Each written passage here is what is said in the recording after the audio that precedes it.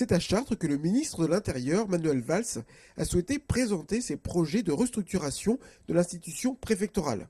C'est après avoir rendu hommage au préfet Jean Moulin au travers d'un dépôt de gerbes de fleurs que le ministre s'est rendu en préfecture. Ses premiers mots ont été pour le préfet et personnel travaillant dans l'administration.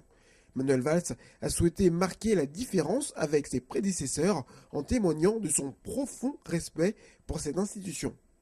Je veux à la fois vous témoigner de la haute conception que je me fais de l'institution préfectorale et également de l'entière confiance que je lui porte et donc que je vous porte.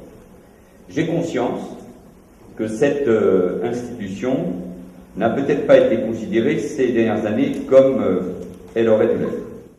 Dans son discours de projet de restructuration, il a aussi été question de décentralisation des compétences, du rôle que devront jouer les préfets sur leur territoire, mais aussi de revoir l'organisation des missions confiées aux sous-préfectures.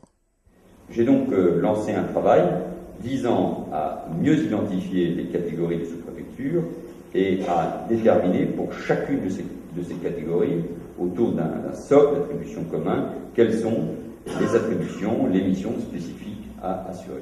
Chaque préfet sera consulté sur le rattachement de chaque sous-préfecture et appelé à définir un projet de service en liaison avec les agents concernés. Et un plan de formation et d'accompagnement au changement sera mis en œuvre de façon pluriannuelle.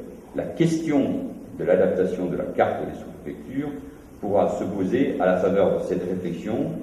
On peut facilement imaginer qu'à l'annonce de ce projet, certains postes du corps administratif vont être supprimés. Sans affirmer le contraire, le ministre a tenu à rassurer ses agents. Je sais qu'il y a de l'inquiétude. Nous devons continuer évidemment à faire en sorte que la performance de l'État soit la plus optimum possible.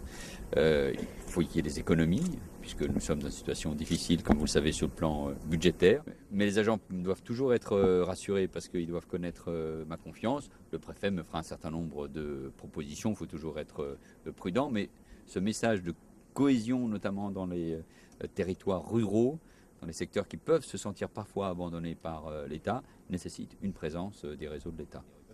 Vous avez fait part de vos projets de mieux définir les missions de l'État. Quels vont être vos premiers chantiers ? Beaucoup d'écoute et beaucoup de dialogue, parce que c'est nécessaire. Beaucoup de respect à l'égard de la fonction des agents de l'État. Et puis travailler évidemment beaucoup sur la qualité du service public et notamment de l'accueil. Je considère que l'accueil dans tous les services de nos préfectures, de nos sous-préfectures, mais je pense aussi à l'accueil des étrangers, sont pour moi aujourd'hui de très grandes priorités de travail. Vous l'avez compris, de nouvelles priorités vont être confiées au préfet de Chartres, Didier Martin. C'est d'ailleurs lui qui aujourd'hui détient l'avenir de nos sous-préfectures du département. Je vous remercie de nous avoir suivis et vous donne rendez-vous sur notre site internet pour d'autres vidéos au www.le28.tv. Bonne journée à tous.